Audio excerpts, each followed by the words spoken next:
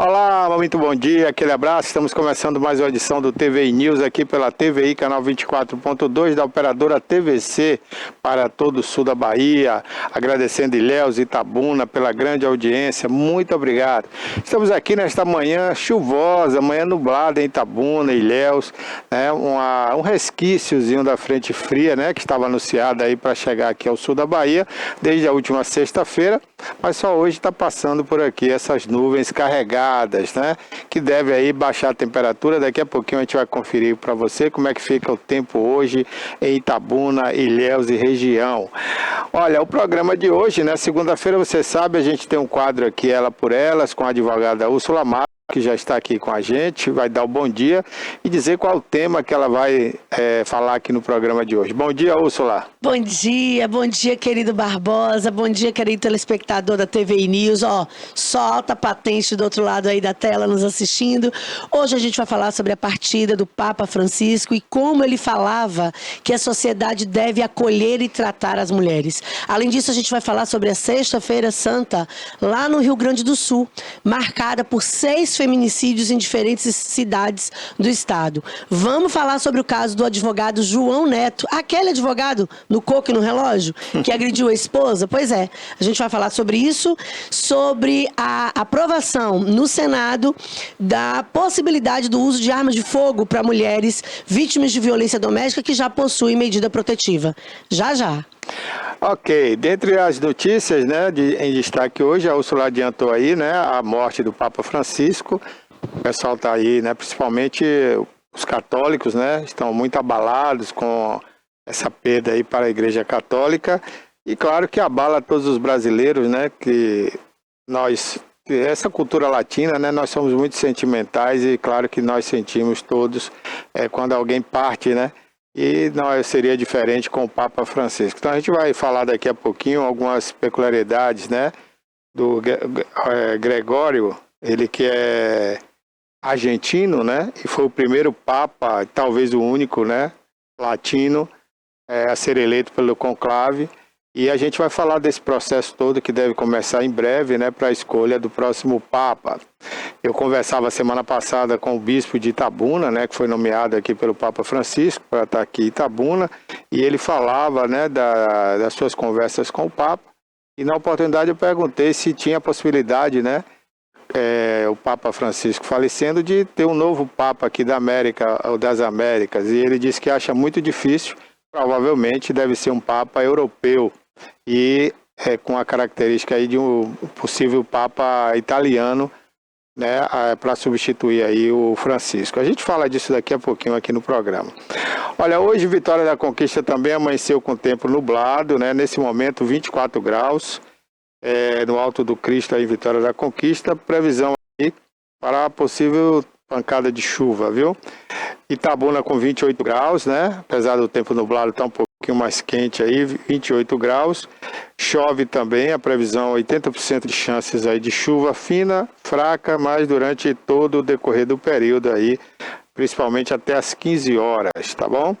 Ilhéus com 28 graus também, muito nublado, nesse momento chove e deve permanecer assim até as 16 horas, né? Aproximadamente, quando aí o tempo volta a ficar estiado. Guararema com 28 graus, também tempo nublado, previsão de chuva a partir da 1 da tarde. Ibicaraí 27 graus nesse momento, tempo nublado também bastante fechado, com possibilidade de chuva aí no decorrer do período da manhã, aliás, da tarde, né? Agora pela manhã o sol ainda aparece entre nuvens. Itajuípe com 28 graus também, chuvoso e nublado o dia de hoje, começando aí às 12 horas, um período de chuva até às 17 horas.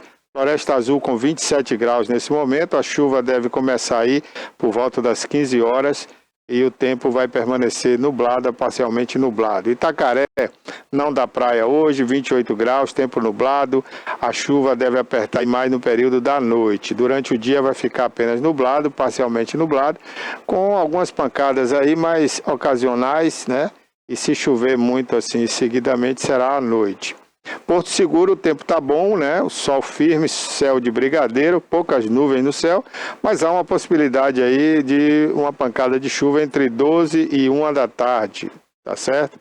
Canavieiras com tempo fechado, possibilidade de chuva agora às 11 horas, daqui a pouquinho, né? Até o meio-dia, à tarde, o tempo volta a ficar aberto com sol claro.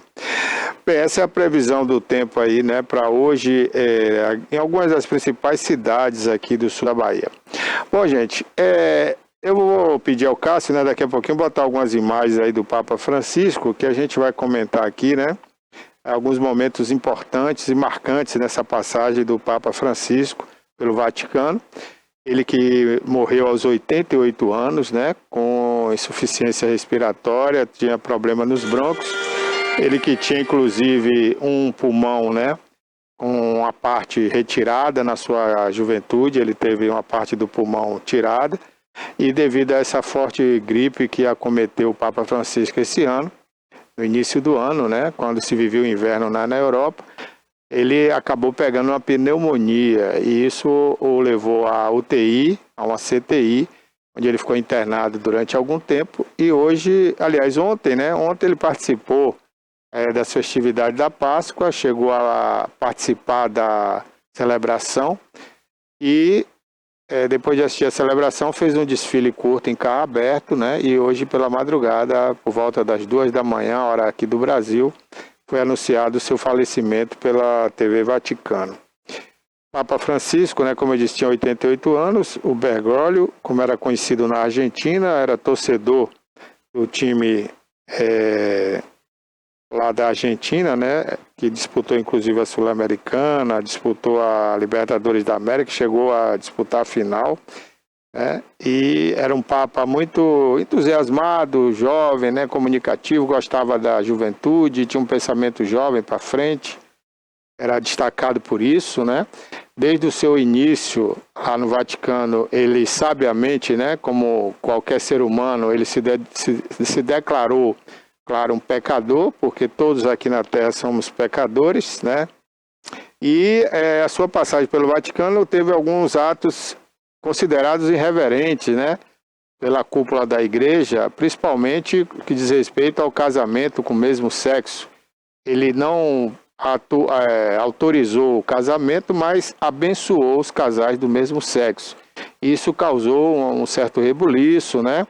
Uma revolta por parte daqueles mais conservadores da igreja, e isso vai totalmente de encontro, né, ao cristianismo, a coisa do Deus vivo, né, que condena aí essa coisa da prática do sexo entre pessoas, né, porque não existe casal do mesmo sexo, né, entre pessoas do mesmo sexo. Então, ao Papa declarar essa bênção, né, esse apoio ao casamento no mesmo sexo, ele foi de encontro, né, a toda uma cultura da Igreja Católica, principalmente daqueles mais conservadores. Isso, com certeza, causou alguma revolta, né? Outras frases polêmicas aí ditas pelo Papa, né, durante a sua gestão também causou aí revolta entre alguns cristãos e alguns católicos. Mas, diante de subidas e descidas, né, agrados e desagrados, o Papa agradou mais a maioria, né? Digamos assim, dentre todos os papas que passaram, esse foi o que agradou mais a maioria. E segundo conversa, né, com pessoas que conviveram com o Papa, como eu tive a oportunidade de conversar aqui semana passada com o bispo de Itabuna, o novo bispo de Itabuna, né? Ele falava da humildade, da simplicidade do Francisco, né, o Papa Francisco, que escolheu esse nome assim que foi nomeado Papa, né? Ele que gostava dos franciscanos e da política do Francisco, né? E acabou adotando esse nome para ele como Papa, Papa Francisco, como foi conhecido até ontem, e será, né, eternamente lembrado aí. Enquanto houver vida na Terra, vai ser lembrado, porque afinal de contas um Papa é uma liderança muito poderosa aqui na Terra, né? Ele lidera toda a Igreja Católica, que domina aí muitos países, né? A Igreja Católica ainda é maioria em muitos países, e o Papa Francisco, sem dúvida alguma, é uma figura hoje, como qualquer outro líder mundial, muito conhecido. Papa Francisco, assim que foi eleito Papa, né, a primeira visita que ele fez a um país foi aqui ao Brasil. Veio fazer um evento que estava programado para o Papa que o antecedeu. E como aquele Papa estava doente, né, não podia vir, acabou passando o lugar para o Papa Francisco. E o Papa Francisco veio ao Brasil para esse evento com a juventude. Foi um evento muito marcante, né? Uma multidão compareceu ao Rio de Janeiro para prestigiar essa visita do Papa Francisco. E naquela oportunidade ele deu uma entrevista, né, e falou que, para consolo dos brasileiros, se o Papa era argentino, Deus era brasileiro, né? Aquela frase que o brasileiro gosta muito de falar, que é um país que não tem guerra, que não tem terremoto, que não tem vulcão, né? E aí não temos aquelas tormentas, né? E o brasileiro gosta muito de falar isso, né? Deus deve ser brasileiro, Deus é brasileiro. E aí o Papa fez essa brincadeira, né? Como uma forma de consolo ali aos brasileiros naquela disputa que a gente tem mais no futebol, né? Com o Brasil e a Argentina, que fora do futebol não existe essa rivalidade. Bom, mas aí foi um evento muito grande aqui no Brasil. Houve um vacilo, inclusive, na época, não sei se você está assistindo a gente vai lembrar, né? Houve uma falha até da segurança do Papa, quando muita gente acabou chegando perto do Papa na janela do carro que ele estava, ali na Via Amarela. E houve críticas à segurança, aquilo tudo, mas o Papa, com bom humor, administrou tudo isso, né? E ele falou que fazia questão de estar perto do povo e que ele não tinha medo de nada, né? E que estava ali para isso mesmo, para estar perto do povo. Então, desde o início, ele sempre mostrou essa simplicidade. Essas imagens aí são do vice-presidente americano, né, com a esposa, que visitou o Papa 20 horas antes dele morrer, né? Então, foi a última visita oficial que o Papa recebeu ali no Vaticano, que é considerado um estado dentro de Roma, né? É o Vaticano onde residia o Papa Francisco. Aí ele desfilando, né, o último desfile feito aí, portanto, nessa Páscoa.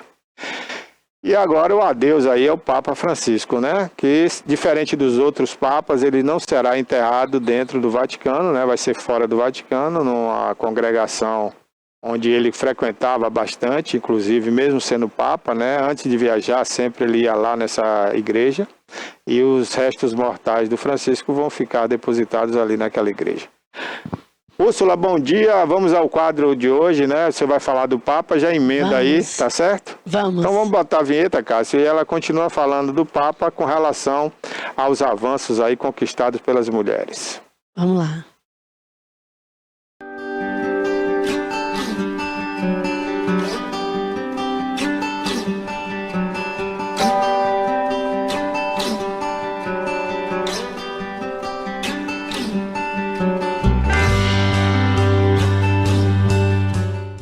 Bom dia, bom dia, bom dia. Bom dia, querida telespectadora, mulher maravilhosa, empoderada, que sabe do seu valor, que não aceita nenhum tipo de relacionamento abusivo, tóxico, que não tolera grito, violência doméstica, que sabe que nasceu para ser a guardiã de si mesma e dos seus filhos e, portanto, se posiciona na condição de protagonista da sua própria vida. Bom dia para você, querido telespectador, esse homem, alto nível que assiste a TVI. Aliás, a produção sempre me diz que só assiste a TVI homens que respeitam as mulheres, que respeitam suas esposas, mulheres aí que são amadas por esses telespectadores, que nos assistem, homens que sabem que no lugar que se ganha o pão, não se compra nem se come a carne. Olha a dica, olha a dica. Pois é, homem de respeito, que sabe defender suas mulheres, suas companheiras, suas filhas e as mulheres da sociedade como um todo. É esse tipo de homem que assiste a TVI. Então, meu bom dia é pra você, porque através de você e com você, nós vamos mudar o mundo, a realidade do nosso país, né? Que hoje ocupa ainda a 5ª posição mundial, né? Somos o 5º país do mundo que mais mata mulheres. Que absurdo, não é absurdo? É surreal. São números que parecem números de guerra, de um país que está em estado permanente de guerra. Mas são os números que, infelizmente, retratam a nossa realidade. E vamos continuar falando sobre o Papa Francisco? Vamos. Tem uma frase dele que a produção vai veicular aí e dividir a minha tela. Olha o que o Papa Francisco falava sobre as mulheres. Respeitemos as mulheres, respeitemo-las em sua dignidade, em seus direitos fundamentais. E se não o fizermos, nossa sociedade não avançará. Papa Francisco. É ou não é uma frase que só poderia sair da boca desse homem, assim, que pra mim, olha que eu nem sou católica, mas pra mim, pra Úrsula, foi uma das figuras mais justas, equilibradas, né, democráticas, sociáveis, né, generosas que o Vaticano já conheceu nos últimos anos. Aliás, eu ouso dizer que, a meu ver, né, com os meus 40 anos de vida que acabei de completar outro dia, não conheci outro Papa ou na história do Vaticano, outra figura que tem um olhar tão humano, tão sensível, né, tão generoso como o do Papa Francisco. Então, a meu ver, um Papa com falas revolucionárias, né, preocupado, poucas horas antes do falecimento dele, o Papa estava pedindo pelo fim da guerra entre Israel e a faixa de Gaza, pedindo para que devolvessem os reféns, enfim, e que o mundo olhasse com outro olhar o que está acontecendo ali naquela região, de maneira que a gente pudesse impulsionar esse pedido pelo fim da guerra, pelo fim das mortes, né, e daquela situação toda que está acontecendo entre Israel e a faixa de Gaza. E eu quero veicular para vocês um pequeno vídeo em que o Papa Francisco se refere às mulheres do mundo todo. Vamos lá, produção? Veicula para nós aí. Ele diz que as mulheres não são da segunda categoria. Olha lá. Está pensar que as mulheres são de segunda, são suplentes, não jogam de titular. E isso existe no inconsciente coletivo. La contribución femenina es indispensable. Por lo demás, en la Biblia se ve cómo la economía de la familia está en buena parte en manos de la mujer. Ella, con su sabiduría, es la verdadera regenta de la casa, que no tiene como objetivo exclusivamente el beneficio, sino el cuidado, la convivencia, el bienestar físico y espiritual de todos. Y además, el poder compartir con los pobres y los forasteros. Tá vendo? Tá vendo como ele encarava a mulher? A mulher não é jogadora de banco, nem de segunda categoria. A mulher é titular, a mulher é protagonista. É através dela que famílias, milhares de famílias são gerenciadas, né? Patrimônios, e não apenas essa questão financeira, mas também, principalmente, o direcionamento espiritual dos membros de suas respectivas famílias. A mulher é intercessora, a mulher é coluna. Segundo o Papa, a mulher é quem, de fato, tem a sensibilidade, né, para direcionar, para pavimentar aí caminhos, né, das nossas descendências, enfim, e trazer esse olhar materno para toda a sociedade como um todo. Nós não somos de segunda categoria, hein? Segundo o Papa Francisco, nós somos sim protagonistas e devemos ser tratadas com respeito. Não bastasse isso, ele fala sobre o protagonismo da mulher, não somente dentro de casa, mas na sociedade, sobre o espaço da mulher na igreja, sobre o espaço e a necessidade de se dispensar respeito à mulher em todos os papéis que porventura ela vier a ocupar na sociedade. Eu não posso acreditar que exista outro Papa na história do Vaticano tão sensível, tão humano, tão antenado quanto o Papa Francisco. Fica aqui o meu agradecimento como mulher, né, como cidadã. Como eu disse, eu não sou católica, mas admiro muito as atitudes do Papa Francisco, que, aliás, ele veio para quebrar muitos paradigmas, muitos dogmas, muita religiosidade, né? Muita dureza que a Igreja Católica, infelizmente, até outro dia tinha e passava para todos nós enquanto sociedade. Olha, e na verdade, mais do que nunca, os ensinamentos do Papa Francisco, eles são atuais. Olha o que aconteceu na última Sexta-feira Santa. Na última Sexta-feira Santa, somente no estado do Rio Grande do Sul, 6 feminicídios foram registrados em diferentes cidades do estado. E muitos desses episódios de feminicídio aconteceram na presença de crianças, de filhos e filhas menores de idade.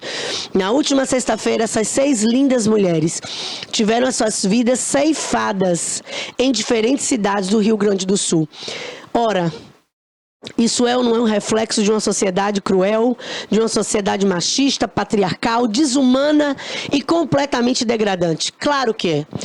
E aí, em virtude desse número assustador, em menos de 24 horas da Sexta-feira Santa, essas 6 mulheres foram mortas pelos seus respectivos companheiros ou maridos. A partir de então, as mulheres que moram no Rio Grande do Sul poderão pedir medida protetiva online. O Estado, a segurança pública do Estado, ficou tão estarrecida com esse número, né? Isso aí, gente, menos de 24 horas. Essas 6 mulheres foram mortas em diferentes cidades do estado. Fez com que as autoridades públicas entendessem pela real necessidade de se facilitar o pedido das medidas protetivas. Segundo consta e pelo que foi veiculado na imprensa, nenhuma dessas 6 mulheres possuíam medidas protetivas em vigor. Úrsula, você quer dizer o que com isso? Que com a medida protetiva a gente não morre? Não, infelizmente não é isso que eu estou querendo dizer. Infelizmente, os números também nos mostram que a medida protetiva não é muro, não é impedimento, não é obstáculo para que esses assassinos cruéis tirem a vida de suas respectivas esposas. Mas, quando a mulher pede a medida protetiva, significa dizer que ela já rompeu o silêncio, que ela buscou a ajuda das autoridades e que, portanto, ela, através da medida protetiva, intimida ou coage, né? Ou acaba, vamos dizer assim, criando um certo bloqueio, né? Em relação aos seus respectivos parceiros, porque, olha, estão cientes de que existe uma medida protetiva em vigor, que elas estão protegidas pelo Estado e que, se porventura eles ultrapassarem o sinal vermelho, eles serão identificados facilmente. Enfim, e mais do que isso, essa mulher com a medida protetiva, ela tem a possibilidade de ligar para a polícia para dizer assim: olha, tá aqui descumprindo a medida protetiva, se aproximou de mim, me enviou uma mensagem, enfim, me encontrou na rua e veio me ameaçar, me coagir. E existe a possibilidade de, uma vez anunciando o descumprimento da medida protetiva, a prisão preventiva desses camaradas ser decretada, o que acaba significando também uma proteção. E vamos lá? Já que a gente está falando de proteção, vamos falar o que a Comissão do Senado resolveu e que também foi veiculado na última semana? Pois é, nos últimos dias todos nós vimos que a Comissão do Senado aprovou o uso de arma de fogo para mulheres vítimas de violência doméstica que possuem medidas protetivas a partir dos 18 anos de idade. Olha, é uma notícia que dividiu opiniões nas redes sociais, mas que também foi muito comentada. A Comissão do Senado aprova porte de arma para mulher com medida protetiva. O que não ficou claro para nenhum de nós ainda é quem vai bancar o curso de capacitação técnica para o uso da arma de fogo. Quem vai bancar aí todos esses trâmites psicológicos e técnicos para o uso dessa arma? Quem vai disponibilizar essa arma para mulher vítima de violência doméstica? Porque há de convir que para usar uma arma de fogo, para ter o porte da arma de fogo, a mulher precisa preencher alguns requisitos, né? Pré-requisitos essenciais, como, por exemplo, a capacitação técnica e psicológica. E uma arma de fogo não é tão barata assim, gente. Então, combina comigo? Quem é que vai custear tudo isso? Não ficou claro, porque é um projeto que ainda está em discussão, né? Na Comissão do Senado foi aprovado, mas ainda tem alguns trâmites a ultrapassar ou a enfrentar nos próximos dias. Mas o fato é que quem encarou essa notícia de forma positiva, né, entende que as medidas protetivas por si só não são suficientes para paralisar os atos de crueldade e os crescentes números de feminicídio nos estados desse país. Como eu disse no início do programa, nós somos o 5º país do mundo que mais mata mulheres, e o 19º Fórum de Segurança Pública nos informou que todos os tipos de violências contra mulheres cresceram absurdamente. O que significa dizer significa dizer que, infelizmente, não só o feminicídio cresceu, mas também o stalking, a violência psicológica, violências sexuais, enfim,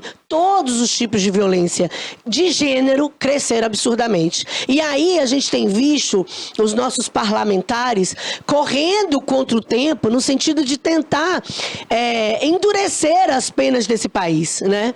A fim de... vamos dizer assim, frear esse câncer que já assolou a nossa sociedade. Porque a violência doméstica, de fato, é um câncer em metástase. Essa é a verdade.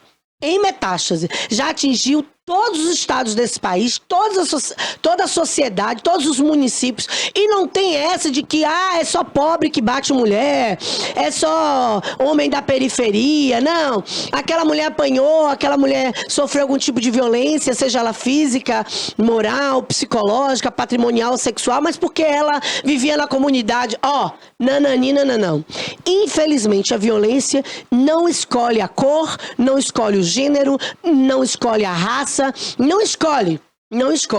Mas especificamente contra as mulheres, que é um crime de gênero, ele cresce assim de forma absurda, assustadora, inclusive em virtude do sentimento de impunidade. Até outro dia a gente sabia que a violência doméstica poderia ser, vamos dizer assim, compensada com uma cesta básica, uma coisinha ou outra. Aliás, se a mulher fosse um pouco pressionada, não tem muito tempo isso, hein?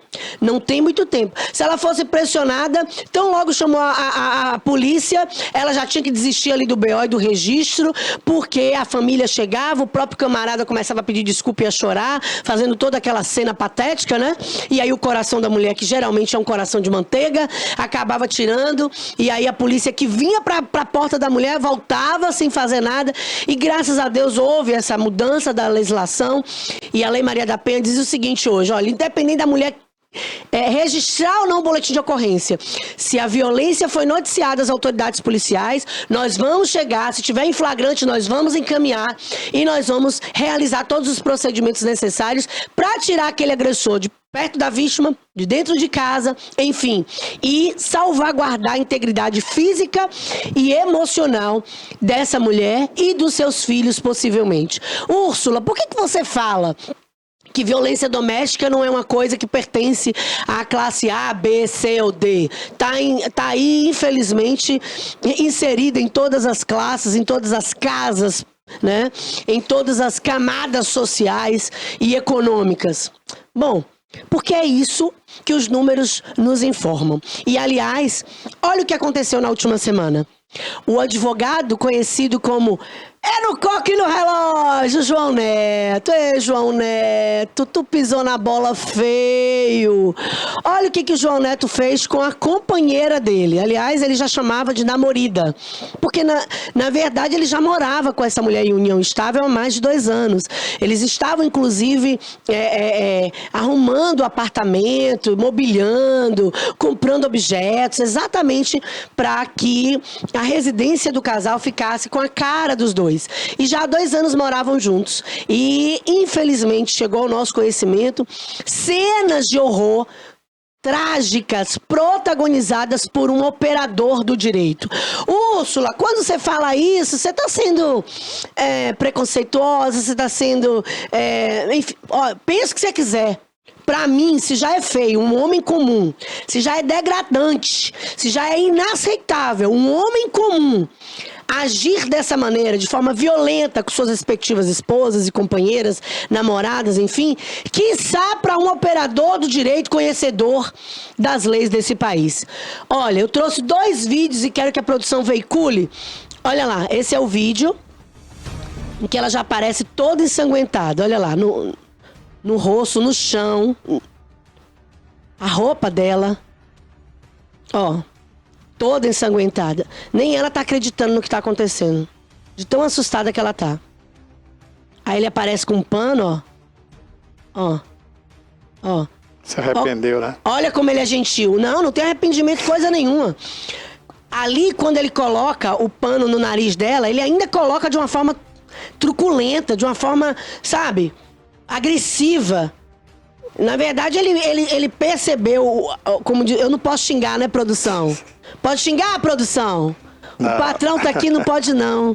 Pois é. Mas ele percebeu a M que fez, e aí, ó, ele tentou consertar. E o pior de tudo é que nesse mesmo ambiente aí, tinham outros 2 homens que assistiram de camarote as cenas e começaram a tentar limpar o sangue, mas não ajudaram essa mulher em momento nenhum. Olha agora, na hora que ele tá tentando tirar ela à força do apartamento, olha lá. Ó. Ele tava tentando tirar ela à força, gente, do apartamento. Ela parece bater o rosto no chão. E aí, junto com ela, ele caiu, etc. Junto com ela, e ela bateu o rosto no chão e se machucou. Mas antes de cair, você percebe que essa mulher estava sendo arrancada à força do próprio apartamento. Gente, é como você beber e dirigir. Se no meio do caminho você matou alguém, você está assumindo a culpa pela tragédia, pela morte, pelo homicídio, enfim. Deixa de ser uma fatalidade na medida em que você assume a culpa, o risco, na verdade. Você assume o risco das consequências da sua atitude, da sua escolha. Estou bebendo, vou dirigir, no meio do caminho, se eu matar alguém, então eu sou culpado, porque eu estou assumindo o risco das minhas escolhas, das minhas atitudes. Foi o que aconteceu com o João Neto. Ele começou a agredir a esposa dele e no meio do caminho, naquela briga do corpo a corpo ali, sai, não sai, tira, não tira, enfim, ela segurando na parede. E aí, quando os 2 estavam no meio do corredor para sair, ela caiu, bateu o rosto no chão. Ela não teria batido o rosto no chão se ele estivesse protagonizando uma cena de amor com ela.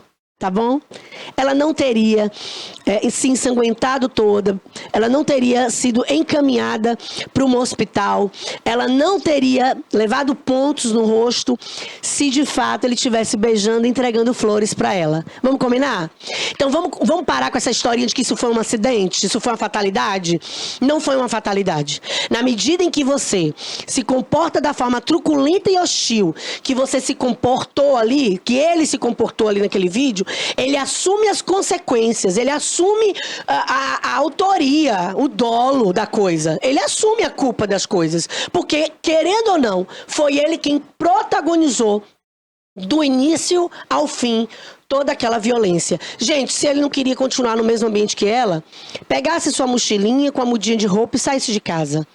O que ele não podia fazer foi o que ele fez. E o pior de tudo, essa cena do início ao fim, volto a dizer, foi assistida por 2 homens que estavam ali, que provavelmente eram assessores dele ou amigos dele, porque um pegou logo o pano para passar no chão e, como diz o outro, alterar e adulterar a cena do crime, né? Saiu limpando sangue, saiu limpando tudo, e graças a Deus que essas câmeras, essas imagens de segurança estavam aí para veicular, né, essas cenas de horror. Aliás, mulher que me assiste, no Mercado Livre tem muitas câmeras de segurança na faixa de 180, 150, R$200, com áudio e vídeo.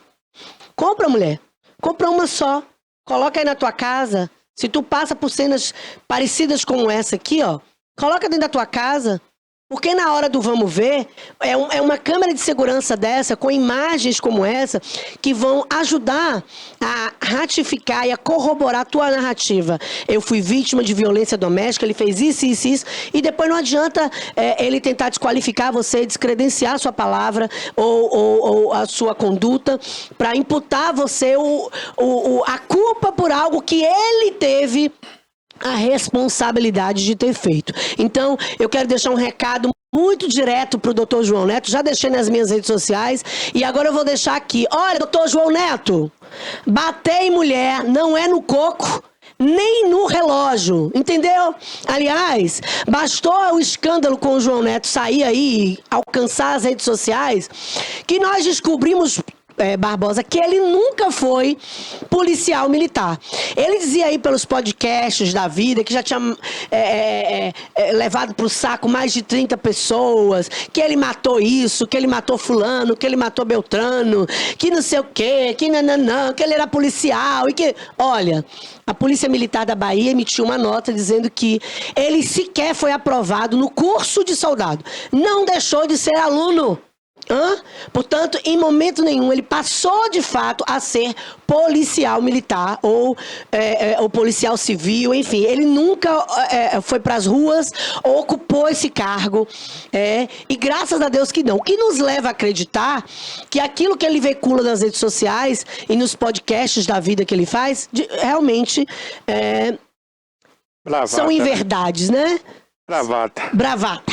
São mentiras. Infelizmente ou felizmente, são mentiras. A verdade é essa. Bom, e o que a OAB diz diante de tudo isso? Ô, entidade de classe, que bom que dessa vez vocês fizeram mais do que uma nota de repúdio, porque de vez em quando a OAB me lança umas notas de repúdio, fica por isso mesmo, que me dá um negócio assim na garganta, Mas dessa vez a OAB, na pessoa da Daniela, que é a presidente aqui da Bahia, disse, olha, nós repudiamos todo e qualquer tipo de violência doméstica, repudiamos o conteúdo daquelas cenas, daquelas imagens, nós vamos encaminhar sim o caso para o Conselho de Ética da OAB e provavelmente eu acredito que esse camarada vai perder a sua inscrição na ordem.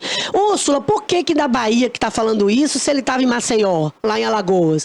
Porque a OAB suplementar dele é de Alagoas, de Maceió, mas a principal dele é aqui na Bahia. A original. A original dele é na Bahia. Então, ele tem original na Bahia e ele pode pedir suplementar em todos os outros estados desse país, o que, aliás, eu acho um absurdo, né? Porque médico é médico e qualquer outro profissional é médico, independente de ter uma inscrição em cada estado, né? É médico, pode atuar no país inteiro. O advogado não. Advogado é advogado, mas para atuar nos outros estados, se ultrapassou 5 processos em cada estado, já precisa ter uma OAB suplementar. Úrsula, o que significa dizer? Significa que o advogado vai ter que pagar a anuidade da OAB principal, né, do estado de origem dele, no caso do João Neto aqui na Bahia, e para cada OAB suplementar ele tem que pagar uma anuidade para cada estado onde ele eventualmente passe a atuar em mais de 5 casos nesses respectivos estados. Bom, imagino eu que o João Neto, em virtude da repercussão, vai perder sim a OAB, e eu espero que sim, que ele perca, para que sirva de exemplo, porque ele não é o único advogado que faz isso não, tá? Não é o único. Agora, Úrsula, me permita, só uma pergunta, né? Sim. Você não acha que é uma pena forte demais, caso ele venha a perder, né, a OAB, porque ele ficaria em possibilidade de trabalhar, né? Não teria condições de trabalhar, de exercer sua profissão, né? Sim.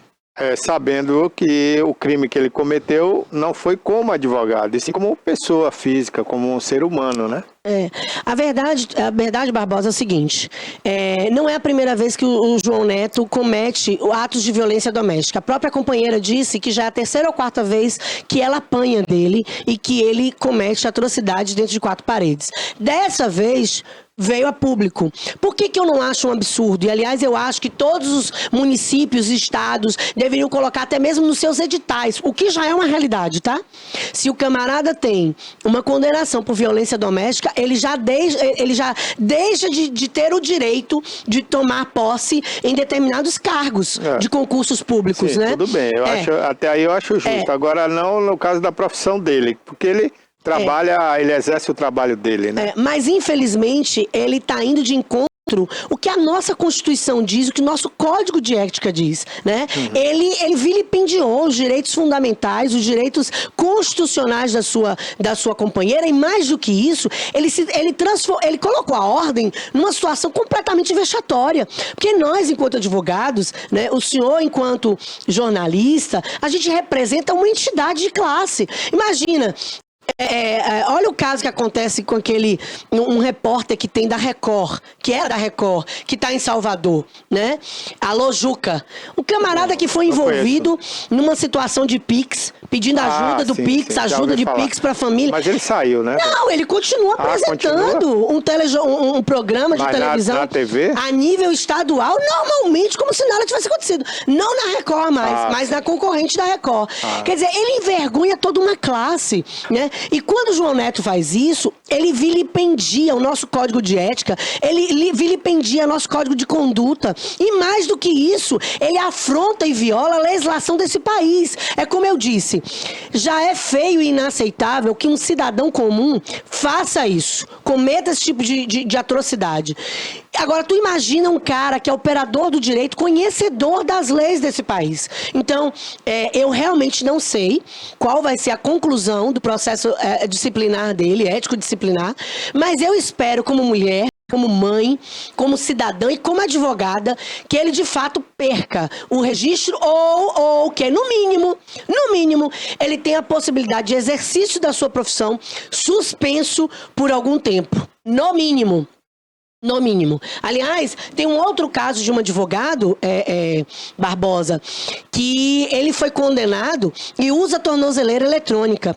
Eu vou trazer esse caso aqui na próxima semana.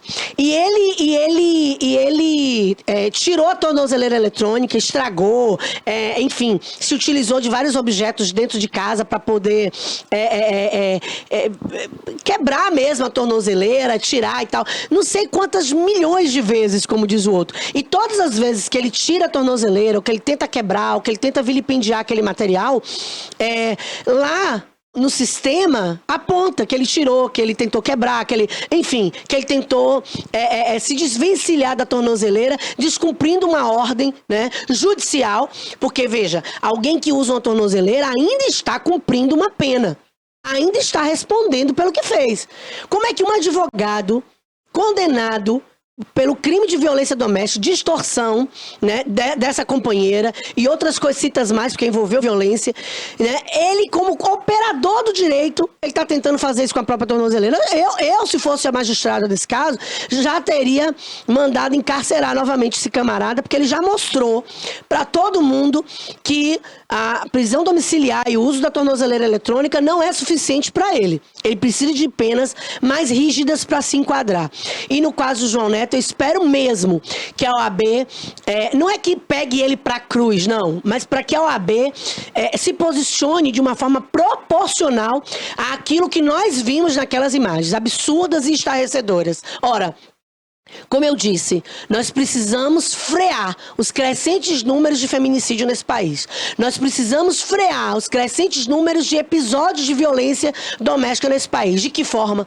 Endurecendo todo e qualquer tipo de pena administrativa, profissional, penal, civil, enfim, todo tipo de pena, porque a verdade é que o sentimento de impunidade, nada vai me acontecer, eu vou continuar aqui tendo a possibilidade de voz, eu vou continuar aqui vivendo uma vida normal. É isso que faz com que inúmeros homens desse país continuem acreditando que são possuidores dos nossos corpos, das nossas almas, das nossas vontades, enfim, e do nosso eu. Olha, e eu quero finalizar esse programa de hoje compartilhando com vocês o sinal universal do pedido de ajuda. Caso você seja vítima de violência doméstica, você assiste a Globo? Você assiste a concorrente lá? Você assiste? Você viu a cena em que a protagonista pede? Eu não assisto a Globo, mas chegou ao meu conhecimento porque essa cena tem tudo a ver com a minha profissão. E aí as pessoas me enviaram. Não é que eu não assisto a Globo, eu não assisto televisão, só a TVI News. Eu só assisto a TVI. Mas eu não sou boa assim de maratonar nos canais. Só que a Globo fez uma coisa assim que eu entendo de suma importância, de utilidade pública, né? Pegou a protagonista numa cena lá com o camarada num restaurante, e aí ela estava sendo coagida por ele, e ela pede para ir ao banheiro, o camarada obviamente diz que vai com ela para poder fiscalizar e monitorar, e no meio do caminho ela dá uma fingida ali que tropeçou e bateu e caiu mais ou menos sobre as mulheres que estavam ali na mesa ao lado, e naquela troca de olhares elas perceberam que alguma coisa estranha estava acontecendo, e quando ela seguiu o caminho, ela colocou a mão atrás do corpo, levou o dedo pro meio da mão e começou a fazer o pedido de socorro. Produção, eu mandei aí o pedido de socorro para vocês. Vamos dividir a tela para as nossas telespectadoras entenderem. Se porventura você estiver passando por uma situação, se você estiver passando por uma situação de violência doméstica e você estiver em algum lugar público e puder fazer esse sinal, ó, é muito fácil, ó, coloca o seu dedo, ó, o polegar, né, Barbosa? No meio, ó, e abaixo, ó. E aí, a protagonista da novela fez isso com as mãos para trás. E com as mãos para trás, ela levantou e abaixou as mãos. E todo mundo entendeu que aquilo era um sinal de pedido de socorro. Chamou a polícia, acionou a polícia. E o camarada foi preso em flagrante por violência doméstica cometida contra a sua namorada. Então, olha, se porventura você está dentro de casa, começa uma discussão, você vê que seu marido ou seu companheiro tá pegando uma arma de fogo, uma arma branca, enfim, alterando o tom de voz, pede ajuda, não fica no silêncio, pede socorro para os teus vizinhos, para sua rede de apoio, ou, na pior das hipóteses, pega o telefone, finge que tá pedindo uma pizza no meio da discussão, liga pra polícia, oi, aí acabou o gás, ó, manda o gás aqui na minha casa, rua tal, endereço tal, número tal. Aliás, foi veiculado no final de semana um pedido de socorro de uma norte-americana que estava sendo sequestrada e ficou no telefone com a polícia fingindo que estava falando com a mãe. Faça isso. Faça isso. Você tem força para se desvencilhar de relacionamentos abusivos e tóxicos. Você precisa se enxergar como protagonista da sua vida e como alguém que merece ser amada, que merece ser respeitada. Mas se porventura a situação desandou ao ponto de você se encontrar, né, num contexto de violência que está beirando ao feminicídio, olha, não se permita ser mais uma estatística. Peça socorro antes disso. Ligue 190, ligue 180, faça o sinal do pedido de socorro, faça o sinal do pedido de socorro. Aciona os teus vizinhos, chama alguém da tua família, né? Não fique calada. Sua vida importa muito. Não se permita ser mais uma estatística de amanhã ou depois. Esteja atenta aos sinais, observe os sinais. O grito de hoje é o tapa de amanhã, que pode se transformar no feminicídio de depois de amanhã. De que maneira, Úrsula? Nem sempre através de uma arma de fogo. Esses 6 casos que aconteceram na Sexta-feira Santa no Rio Grande do Sul, muitos deles foram através de facadas, de armas brancas, e não necessariamente de uma arma de fogo. E foram cenas que foram vistas, presenciadas pelos filhos dessas mulheres. Os filhos do feminicídio são filhos marcados pela dor. Se você não tem força para pedir socorro por você, crie coragem de colocar um ponto final e dar um basta em todo relacionamento tóxico, violento, abusivo que você porventura esteja passando por amor aos seus filhos. Tem um vídeo da Sueli Amoedo que foi compartilhado esse final de semana no Instagram dela que me deixou em choque. Uma mulher vítima de feminicídio estava sendo retirada, o corpo dela estava sendo retirado do interior de sua residência. E o seu filhinho, na faixa etária dos meus filhos, começou a dizer: mamãe, eu te amo. Eu te amo muito, mamãe. Você é muito importante para mim. Obrigada por tudo que você fez. Se você não tiver força para colocar um ponto final por você, tenha força para colocar um ponto final em situações abusivas e violentas pelos seus filhos. Eles merecem que você viva, e que você viva com dignidade, com respeito e abundância. Esse é o programa de hoje. Um beijo para você. Fica com Deus. Até a próxima semana. É isso aí.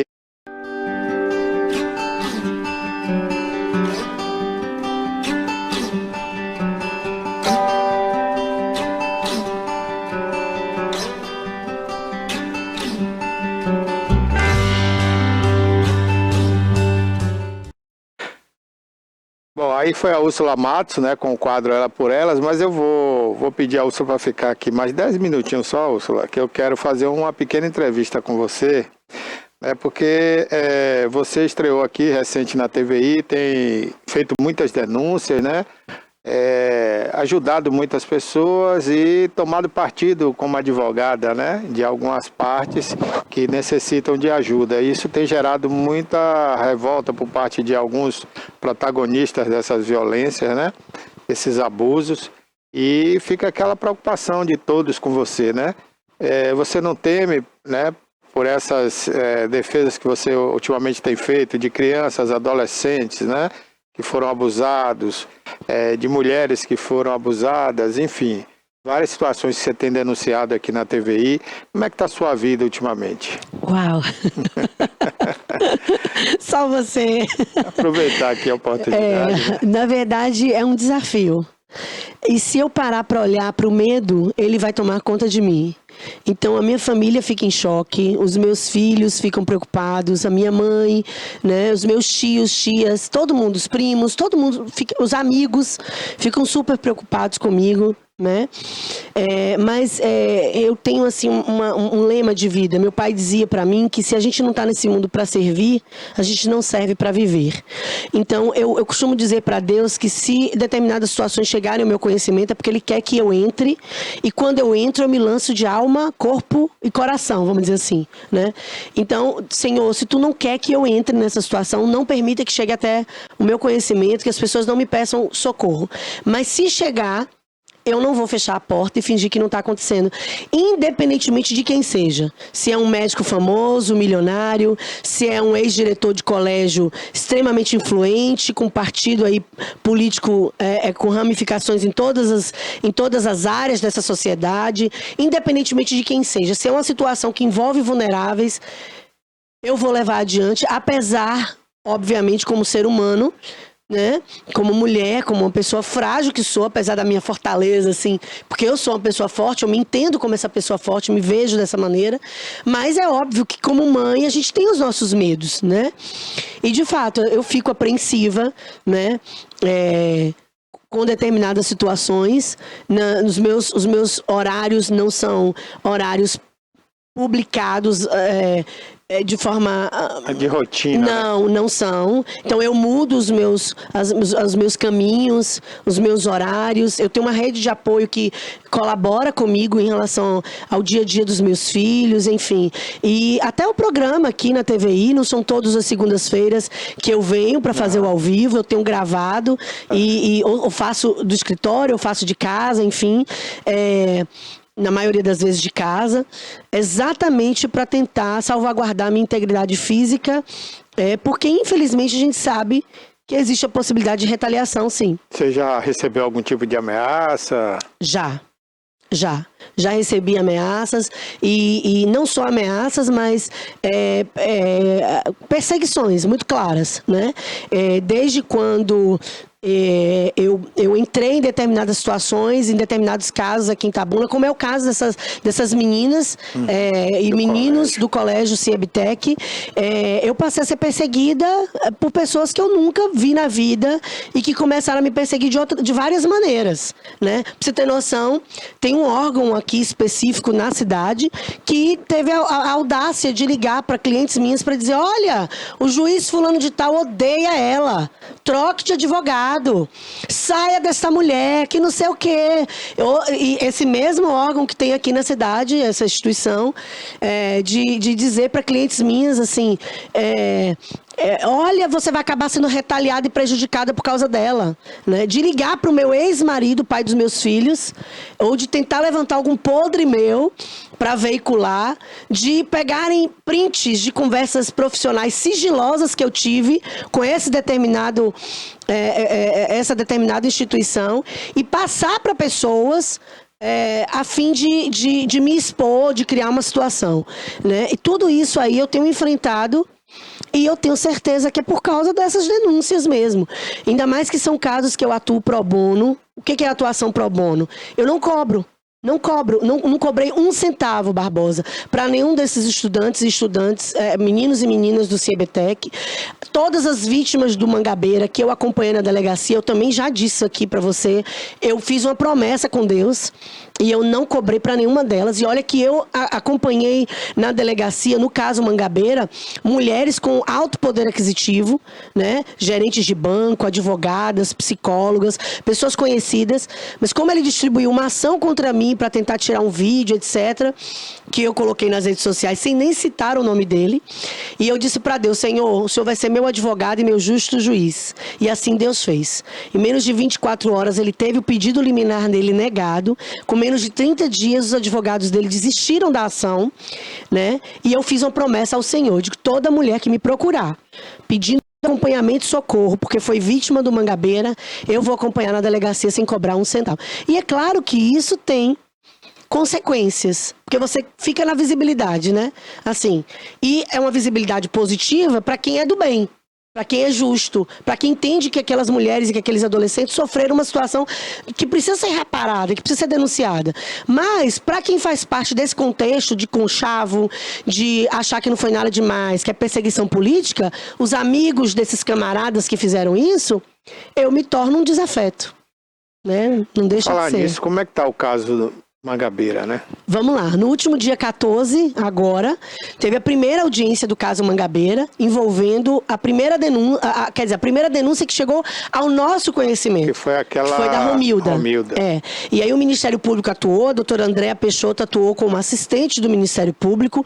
Eu não sei de que forma o caso da Romilda foi apresentado pro Judiciário, em que pese eu acreditar que foi uma tentativa de estupro, porque ficou muito claro para mim, através das notícias, das mídias e do próprio relato, que ele tentou inadvertidamente, ou seja, sem o consentimento dela, ele pegou nas partes íntimas dela, superiores, inferiores, enfim, e ultrapassou todos os sinais, né? E todas as barreiras possíveis e inimagináveis.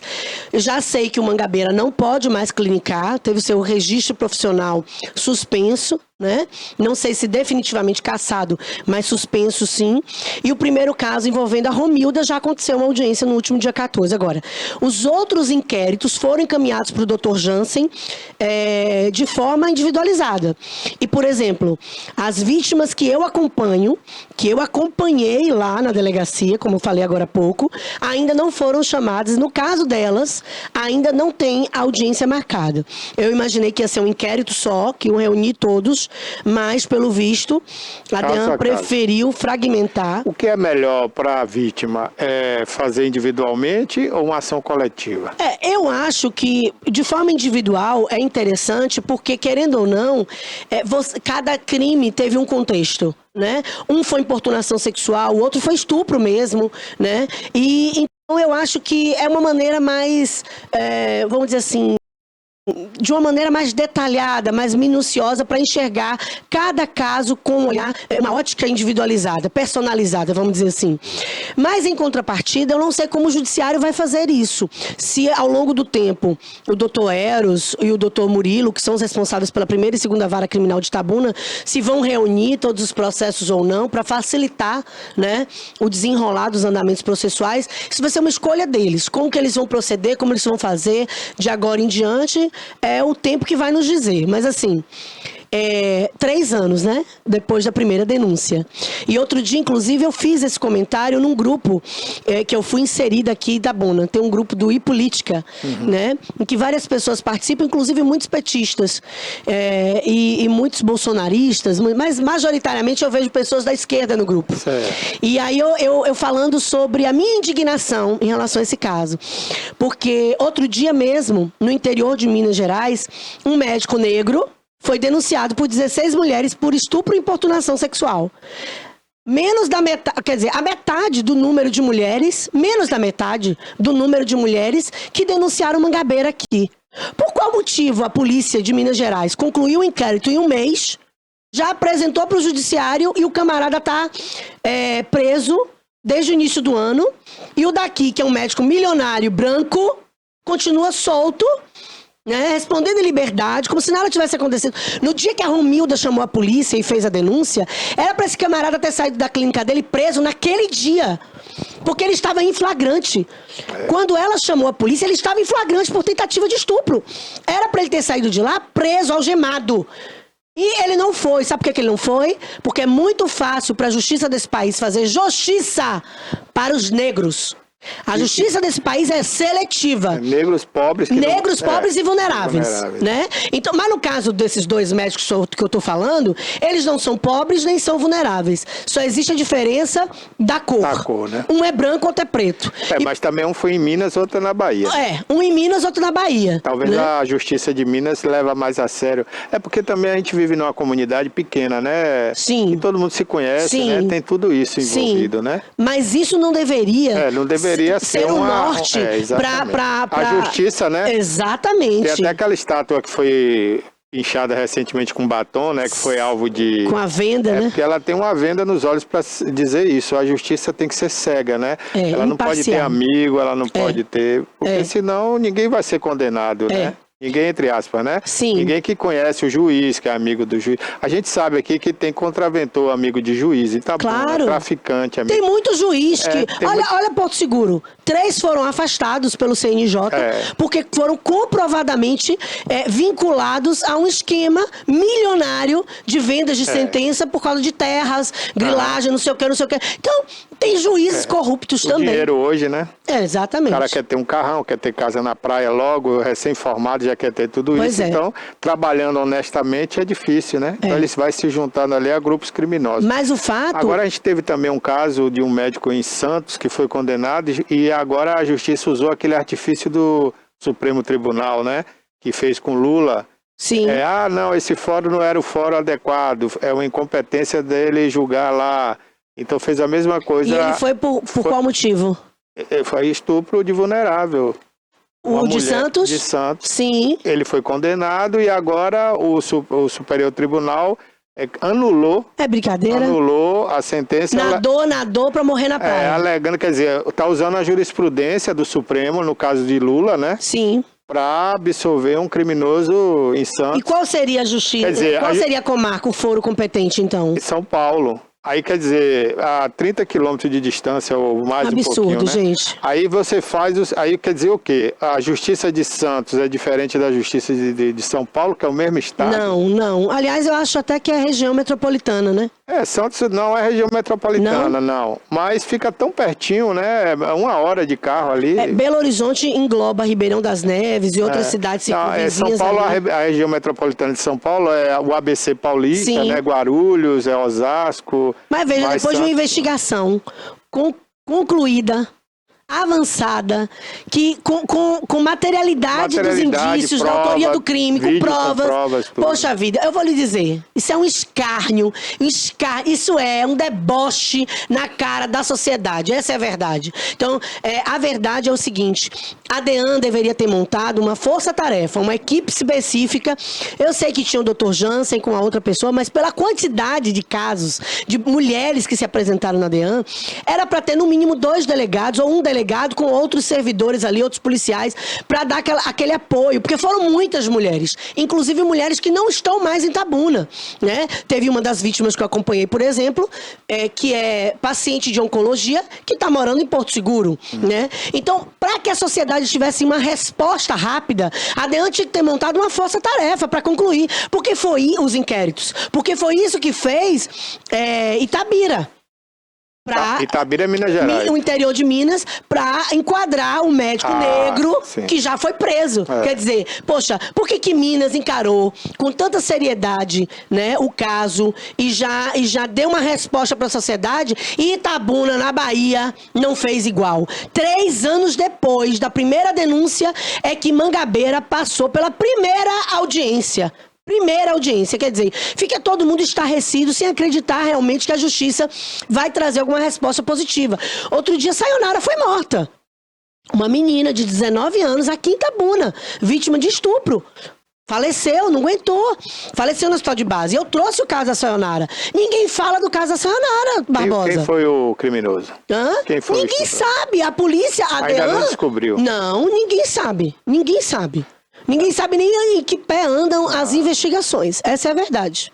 Mas alguém tem alguma sugestão? Começaram a ventilar que era algum parente, que era algum tio. Começaram a ventilar, inclusive, que o raio A, raio B, aqui de Itabuna, já estava enquadrando o camarada, né? Quer dizer, para tentar fazer justiça paralela ao Estado. Olha que vergonha, né?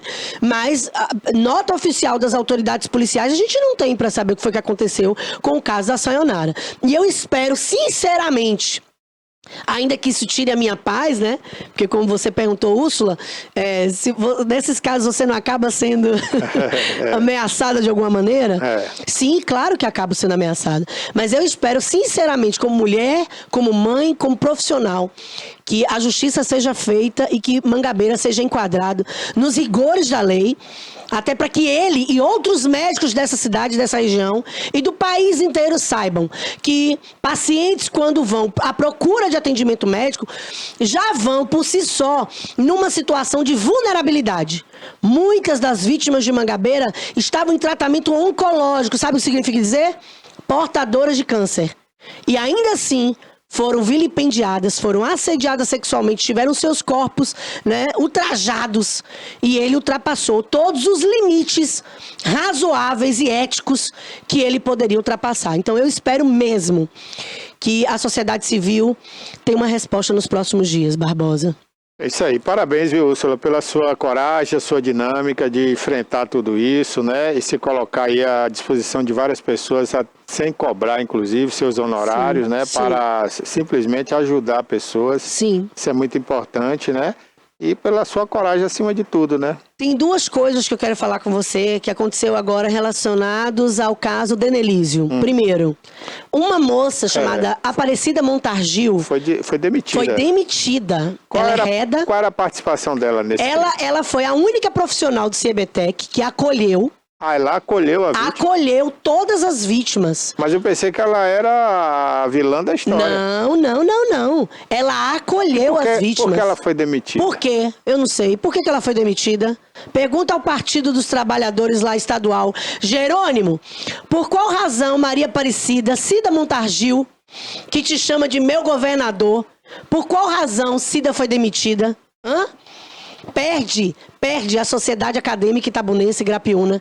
Perdem os alunos que foram acolhidos e abraçados por Cida. Quando todo mundo, Barbosa, estava pensando no escândalo que poderia causar a denúncia, Cida estava abraçando e validando a voz de cada um desses adolescentes e jovens que foram assediados sexualmente ou importunados sexualmente ou estuprados, né? Porque quando o ato libidinoso ofende a vontade, viola a vontade da vítima, para mim, não é importunação sexual.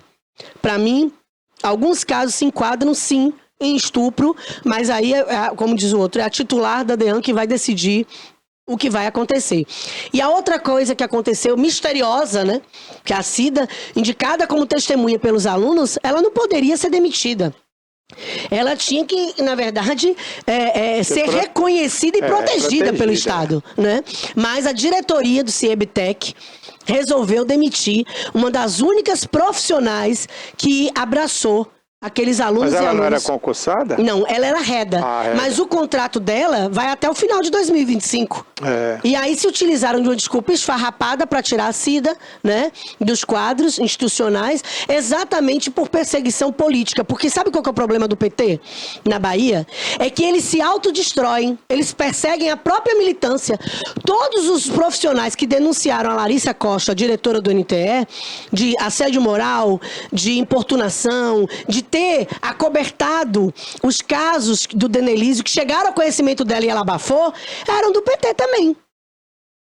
Todas as profissionais, diretoras que foram retiradas sem aviso prévio dos seus cargos de confiança das escolas que ocupavam o cargo de diretora. Elas foram retiradas abruptamente pela Larissa, sem uma cartinha de comunicação, sem nada, porque ela queria movimentar as pedras, as peças e colocar pessoas apadrinhadas por ela. Só que ela estava se esquecendo que quem ela estava tirando também fazia parte da militância do PT. aqui. O que pra mim é uma vergonha, sabe por quê, ô Barbosa? Deixa eu te contar uma coisa. Crime não tem partido político. Com certeza. Crime é crime, entendeu? Então, assim, o mínimo que o Estado deveria fazer era agradecer a Maria Aparecida Montargil pelo acolhimento que ela dispensou às vítimas quando eles precisavam, no primeiro momento, de um colo e de um abraço. A outra coisa que aconteceu muito estranha foi que nos últimos dias, a doutora Maria das Graças Valadares, a titular da DEAN, foi exonerada. Ah, é? É, você nem sabia, né? Não. Eu fiquei sabendo na quinta-feira, de quinta Exonerada para mesmo sexta. do Exonerada. Não, ela continua sendo delegada. Ah, mas não aqui. Aqui, em Tabuna, mas não como titular da DEAN. Ah. Catiane entrou no lugar da doutora Maria das Graças. A Catiane foi minha professora de Direito Penal, quando eu fazia FTC aqui, antes de mudar. E a Catiane, pra mim, eu tenho um respeito absurdo por ela, pelo pai dela, doutor Ari Quadros, que faleceu, ele era responsável por um centro espírita daqui, a pessoa de alto nível. Conheci de alto nível. A mãe de Catiana também foi minha professora, enfim. Mas assim, dizem nos bastidores que essa troca aconteceu sem que o Estado chamasse a doutora Maria das Graças Valadares para uma conversa, a fim de dizer, olha, Graça, a partir de agora, você deixa de ser a titular oficial da DEAN e quem vai ficar no seu lugar é a Catiane. E o que muitos comentaristas, né, que entraram em contato comigo, chegaram para falar, foi o seguinte, que eles não têm dúvida de que a doutora Maria das Graças Valadares foi afastada da titularidade da DEAN por causa do caso Denelísio Nobre, que existe sim influência política e dedo político na exoneração da doutora Maria das Graças como titular da DEAN. É uma pena, a gente Uma lamenta, vergonha. né? A gente lamenta que o governo Jerônimo está, assim, meio perdido. Perdido. Não é só nesse caso, não. Eu tenho ouvido várias outras situações na Bahia, né, que tem acontecido. Salvador, inclusive, tem perdido muita gente. A população de Salvador está indo embora. Salvador era a 4ª capital do Brasil, era o 4º colégio eleitoral, era a 4ª cidade do Brasil em população. Sim. Hoje já perde para o Ceará, para Fortaleza. Pede para Fortaleza e já está caminhando para ser o 5º lugar. Aliás, a 6ª capital, de 4º, passar para a 6ª. Eu não sei o que está acontecendo com o governo Jerônimo. Ainda bem, Jerônimo, vergonhoso. Ainda bem que você não tem adversário político na Bahia. A sorte do PT é que não tenha oposição na Bahia. Altura, né? A altura para ganhar as eleições. Porque se tivesse, amigo, ele perderia. você rodava fácil. Fácil. E olha que você tá falando com alguém que veste a camisa da esquerda, tá?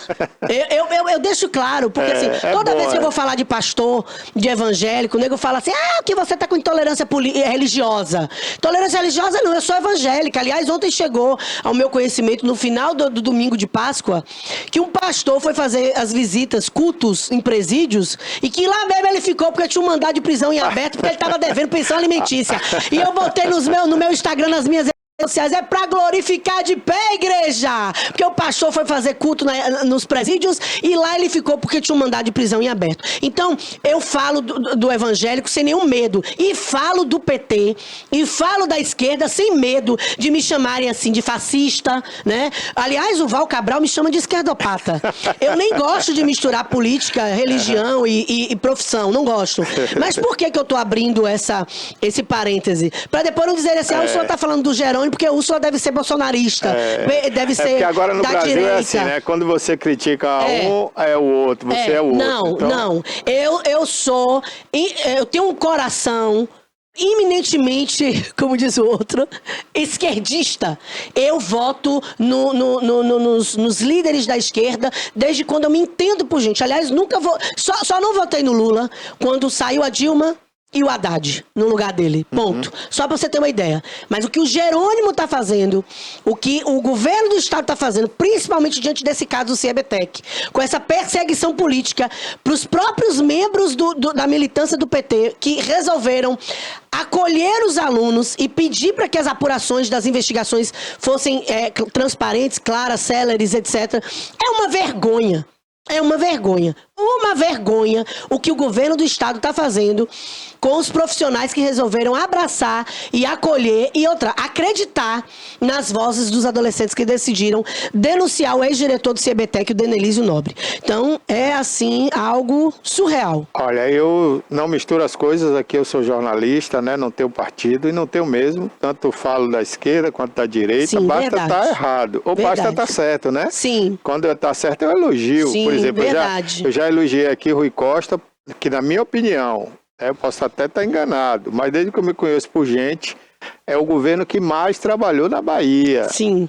Olha que a ACM, para mim, era o melhor governador até os anos 80, né? Sim. Mas depois que eu vi Rui Costa trabalhando e realizando obras nesse estado inteiro, que a ACM, ele trabalhava na capital. Sim, verdade. Mas no interior ele nunca trabalhou. E o governador Rui trabalhou na Bahia inteira. Verdade. Foi o melhor e maior governador de todos os tempos. Sim, também então eu concordo. elogio. Agora, quando tem que criticar, eu critico. Sim. O Denelísio eu conheço há muitos anos. O Denelísio foi atleta de vôlei, representou bem Itabuna, representou a Bahia, né?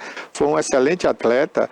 Agora, eu digo aqui, digo a ele pessoalmente, isso que ele fez é um absurdo, né? Sim. Você não pode, você num cargo importante como você tinha, direção de um colégio, né?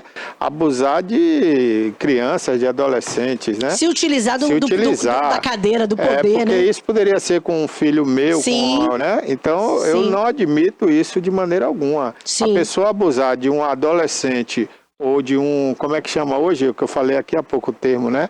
Hoje está muito na moda isso. Vulnerável. Vulnerável, né? Sim. Seja um idoso ou seja uma criança. Isso, para mim, é um crime imperdoável, né? Sim. Então, eu... E ele se utilizou da cadeira, do poder, cargo, né? do cargo. E depois disso, continuar se utilizando dessa relação política com o deputado, porque a gente sabe que quem segura emprego no interior, quem tira e que bota... é deputado. O Rosenberg levantou a bandeira esse deputado, vergonhosamente. Depois do fracasso do PT aqui como deputado, que foi o ex-prefeito, né, do PT que esteve aqui em Itabuna, fracassou, né? Acabou politicamente. O governador nomeou, o Wagner e o governador, né? Nomeou esse deputado que é do Sudoeste, né? Ele nem é daqui, é o Rosenberg. Nomeou ele para ficar aqui. É uma vergonha, uma lástima. Para que ele fique aqui com essa região. E ele que nomeia as pessoas aqui, ele que tira. Sim. Outro dia uma mulher do Detran veio aqui e denunciou uma falcatrua dentro do Detran. Ela era da corregedoria do Detran. No outro dia ela foi demitida por Rosenberg. É brincadeira? O Rosenberg é pediu brincadeira. a cabeça. Olha, grava bem esse nome, viu? Itabuna e Ilhéus. A eleição tá perto. Grava bem esse nome. A eleição é no ano que vem, né? No ano que vem? Grava bem. Rosenberg, é Pinto, é Brito, como é o nome? Rosenberg Pinto. Rosenberg. Grava pra tu rasgar a cédula, né? O santinho dele e não votar. Porque esse camarada, ao invés de abraçar os alunos, ele entrou ao vivo na Interativa outro dia, FM, pra acabar comigo. Ah, foi? Foi, porque isso é perseguição política, estão fazendo isso, que a Larissa está muito magoada, a Larissa, diretora do NTE, que sabia de todas as denúncias de importunação sexual, de homofobia, de racismo, da tentativa de estupro, que pra mim foi estupro, na medida que ele botou a mão nas partes íntimas da menina, pra mim isso foi estupro, né? Não houve penetração, não houve ruptura de ímã, mas houve sim a ruptura de diversos limites que ele não podia ter rompido, né? E resultado, ele veio publicamente acolher Larissa, só faltou dizer que queria também dar um abracinho de urso no Denelísio. E aí, no final das contas, ele entrou ao vivo no programa para dizer que essa advogada está querendo me perseguir politicamente. Aí eu tive que entrar ao vivo também na Interativa. Ele não concordou que eu entrasse enquanto ele estava, né? E aí eu entrei, tão logo ele desligou o telefone. E aí eu entrei e disse assim, vem cá, quem é que tá perseguindo ele politicamente? Porque até então eu não tinha dito pra ninguém, mas deixa eu falar aqui. Eu voto no PT a vida inteira. Eu voto em Lula a vida toda. O senhor está me falando que eu estou perseguindo politicamente o senhor? Crime é crime, deputado. Independente de ser da esquerda ou da direita. Também? Entrei ao vivo. Tinha um rapaz chamado Júnior, né, na bancada lá da Interativa, que ao vivo, quando ele começou a contar essa história de que ele estava sendo perseguido politicamente, o Júnior foi e falou assim, realmente, deputado, tem muitos indícios de perseguição política. Aí o Rosenberg saiu da linha, né? Saiu do ao vivo, mas o Júnior ficou. Aí eu entrei, oi Júnior, tudo bem? Amigo, conta pra mim, quem é que tá perseguindo ele politicamente? Porque a vida toda eu votei no PT. A vida toda eu votei na esquerda. A gente tá tratando de crime. Sabe qual que é o problema das pessoas? Podia ser a mãe dele, podia ser a filha dele, podia ser, né? A mulher dele, podia a sobrinha dele, ser podia abusada, ser a filha e aí, dele. ele ia aceitar, né? O problema das pessoas, sabe o que é? Falta de empatia. A seletividade. E falta de empatia, né, com o problema do outro. Né? E a falta de empatia e a seletividade ideológica. Então, por exemplo, para os esquerdistas, ou como Val Cabral me chama, esquerdopata, fica mais fácil falar sobre os crimes que Mangabeira cometeu.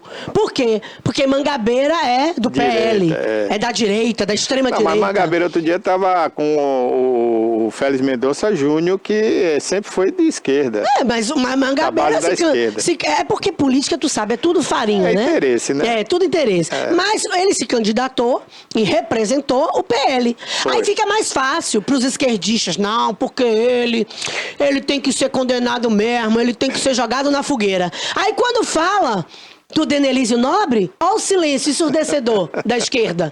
Por quê? Porque ele é da esquerda. Gente, crime é crime. Não importa. E a justiça tem que ser implacável, não pode ter seletividade. Eu vou aplicar os rigores da lei porque ele é da direita, porque ele é da esquerda. Não! E aí, pra mim, pior do que o camarada que cometeu é quem silencia ou protege por questões ideológicas e partidárias. Então, eu espero mesmo que você está me assistindo, lembre desse nome, Rosenberg, deputado estadual. E não se preste ao papel de votar num camarada desse. Porque o que é de errado, ele abraça e protege. E o que é certo, ele fuzila e manda cortar a cabeça. Olha o que aconteceu com a moça do Detran, que veio aqui no programa para denunciar uma falcatrua. No outro dia, ele mandou cortar a cabeça. O Barbosa acabou de falar. Olha o que aconteceu com a Cida Motangil, a Aparecida Motangil. A única profissional do CBTEC, uma das únicas, que abraçou os alunos que denunciaram o Denelísio. Agora perdeu o cargo. A Larissa, que é defendida por Rosenberg, continua sendo diretora do NTE, intocável. Aliás, ele convocou almoços no Los Pampas, reuniões com os diretores do NTE, para pedir que todos pudessem acolher e abraçar a Larissa, porque ela estava muito magoada. Agora você vê a falta de sensibilidade e de inteligência de um político, né? A que ponto chega? O cara, depois que é eleito, ele esquece do povo que o elegeu. Porque deixar de proteger pais e mães de alunos que foram vítimas de uma pessoa só, para proteger essa pessoa, exatamente, quer dizer, é no mínimo falta de inteligência, né? E ele foi exonerado num dia, na semana seguinte ele recebeu licença-prêmio remunerada. Aí começa aquela história, não, mas o pedido de licença-prêmio dele já estava antigo aqui na casa. Não, para a sociedade o que pareceu foi o seguinte, olha, nós vamos tirar você aí do cargo, porque a pressão midiática está muito grande em cima do assunto. Mas vamos te compensar aqui com a licença-prêmio remunerada, vamos te dar esse castiguinho doce. O nosso país, Úrsula, hoje está absurdo, vergonha. O juiz rouba, se mete com traficante, com droga, com tudo, aí ele é premiado, ele é tirado e aposentado compulsoriamente recebendo tudo. Vai receber todos os direitos e mais direitos que ele nem tinha como juiz. Sim. Vai passar a receber. Né? Então é assim, hoje essas autoridades, né, que o povo elege, faz tudo contra o povo, a favor dessa minoria que só pensa em roubar, em matar e destruir. É impressionante. Né? Impressionante e vergonhoso. Então, que fique a lição para o sul da Bahia. Pode até ser que outros municípios aceitem fazer campanha para Rosenberg, mas Itabuna e Ilhéus, que tá aqui, ó, uma é a continuidade da outra, aceitar votar nesse camarada é porque não tem vergonha na cara, por tudo que ele tá fazendo, né? Ao invés dele ir pra Interativa e pra outras rádios, né, pra dizer pra sociedade que tá preocupado com as vítimas, que vai acolher, que vai mandar aqui uma equipe multifuncional, né, com psicólogos, com psiquiatras, pra abraçar esses meninos, pra fazer um tratamento. Aliás, nós pedimos... Aí a família desses meninos precisa os de pais, apoio as também. mães. Porque se coloca no lugar de um pai e de uma mãe, você fica até inseguro de mandar esse menino mais pra escola. Eu não mandaria mais. E perderia meu réu primário, tá?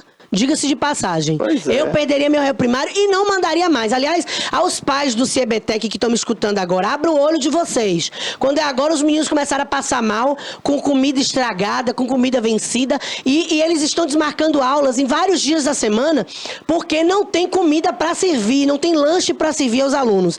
Isso é uma vergonha. Isso só demonstra o nível altíssimo de ineficiência da administração do CIEBTEC. O CIEBTEC é um colégio estadual. Portanto, está sendo gerido ou mal gerido por pessoas que foram nomeadas pelo governo do estado.